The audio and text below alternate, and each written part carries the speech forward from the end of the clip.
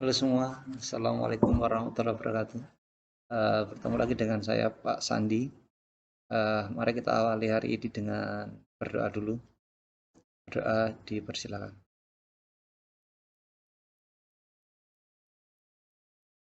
Berdoa cukup, anak-anakku. Meski di rumah, tetap rajinlah beribadah. Bantulah selalu orang tua dan selalu jagalah kesehatan dan kebersihan.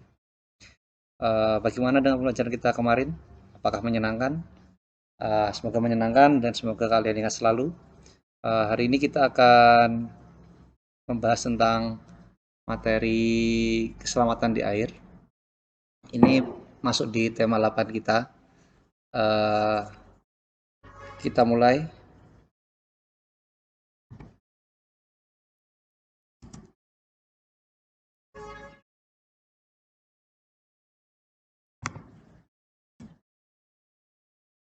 Keselamatan di air. Uh, Materi keselamatan di air itu sebenarnya hal yang sangat diperlukan karena aktivitas renang itu mungkin untuk kita menyenangkan, tapi kalau kita tidak waspada atau berhati-hati, ada banyak bahaya di samping hal tersebut.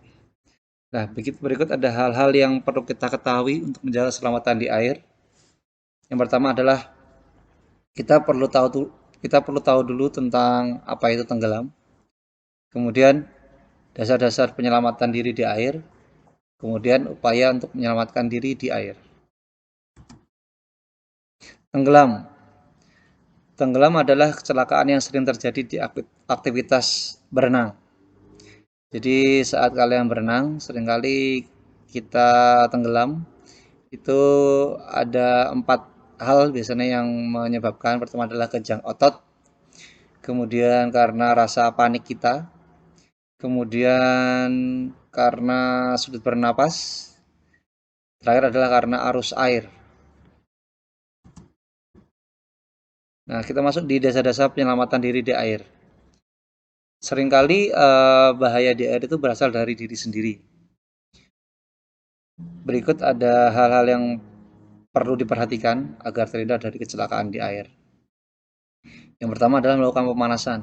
Jadi kalian sebelum melakukan aktivitas berenang, itu kalian harus diawali dengan pemanasan dulu. Mulai dari stretching atau kalian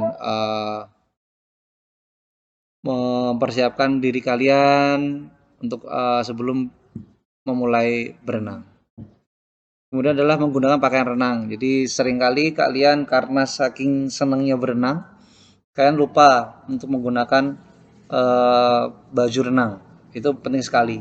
Jadi jangan sampai kalian lupakan untuk menggunakan pakaian renang. Kemudian adalah melakukan pengenalan air. Jadi sebelum kalian memutuskan untuk berenang di air tersebut, kalian harus mengenal dulu apakah air itu dangkal, apakah air itu dalam dan sebagainya.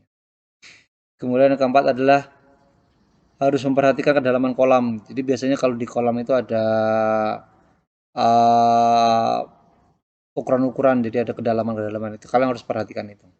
Kemudian terakhir adalah menggunakan pelampung atau ban. Jadi kalau kalian belum mahir atau belum bisa berenang, kalian harus menggunakan pelampung atau ban.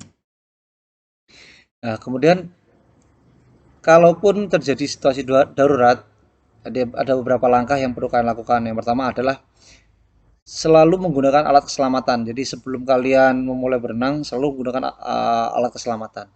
Itu adalah langkah pertama. Kemudian apabila terjadi tenggelam, jangan panik. Kemudian setelah itu adalah kalian harus berusaha menggerakkan kaki dan tangan agar tetap berada di permukaan air. Setelah itu kalian harus berenanglah semampunya ke tepian. Kalian harus sebisa mungkin untuk berenang untuk mencapai ke tepi kolam atau ke tepi tempat tersebut. Kemudian jika terjadi kram, usahakan untuk kepala tetap berada di permukaan air. Nah, terakhir adalah jika situasi mulai terdesak, kamu jangan sampai takut untuk meminta pertolongan. Kalian beranikan untuk diri kalian untuk meminta pertolongan. Kemudian terakhir, yang selanjutnya adalah upaya penyelamatan diri di air. Ada beberapa yang perlu dipersiapkan untuk melakukan aktivitas renang. Yang pertama adalah kalian harus menguasai dulu gerak dasar renang sebelum melakukan aktivitas berenang di air. Kalian harus menguasai dulu gerak dasar dari berenang. Kemudian kalau karena kalian masih kecil, kalian harus didampingi selalu oleh orang tua. Selanjutnya adalah selalu patuhi aturan. Jangan karena kalian sudah merasa mahir, kalian mengindahkan untuk memperhatikan peraturan. Kemudian kalian harus bisa mengukur kemampuan diri di air. Jadi jangan sombong, kamu jangan asal-asalan. Kalau memang kamu kemampuannya segitu, ya kamu harus sesuai dengan kemampuanmu. Kemudian yang terakhir, yang kemudian yang selanjutnya adalah jangan takut untuk berani meminta pertolongan. Seringkali kan kita malu meminta pertolongan, Pak. Itu salah. Kalian jangan pernah takut untuk meminta pertolongan. Terakhir adalah jangan mudah panik. Seringkali karena kita panik saat kita tenggelam, itu kita malah memperburuk situasi. Nah, jadi ini adalah 6 upaya yang harus dilakukan sebelum melakukan aktivitas renang. Nah, itu tadi untuk diri sendiri. Kalau untuk ketika kalian menemukan teman atau orang lain yang terjadi tenggelam, ada 4 hal yang perlu kita perhatikan. Yang pertama adalah jangan berusaha untuk menolong sendiri. Mulai dengan mintalah pertolongan di sekitar. Kalau ada orang tua atau ada pengunjung lain atau ada orang lain di sekitar, mintalah pertolongan. Kemudian yang kedua adalah kalau di sekitar situ ada ban, apalagi bertali, itu langsung dilemparkan. Dilemparkan, kemudian setelah sampai ke teman atau orang yang tenggelam, langsung ditarik. Kemudian bila tidak ada ban bertali, gunakan tongkat atau alat yang bisa menjangkau lebih jauh.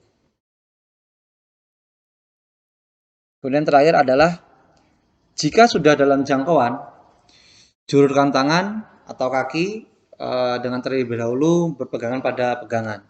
Jadi kalau sudah dekat, kamu raih, kemudian kamu tarik hingga bisa sampai ke tepian.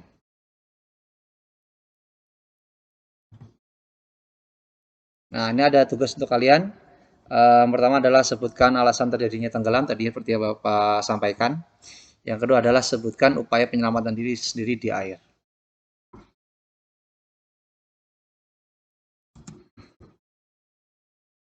Oke, terima kasih sudah melihat pembelajaran Bapak.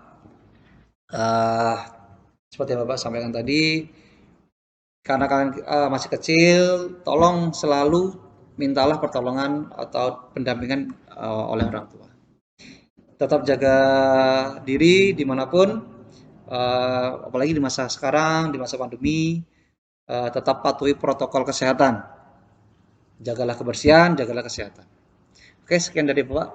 Wassalamualaikum warahmatullahi wabarakatuh.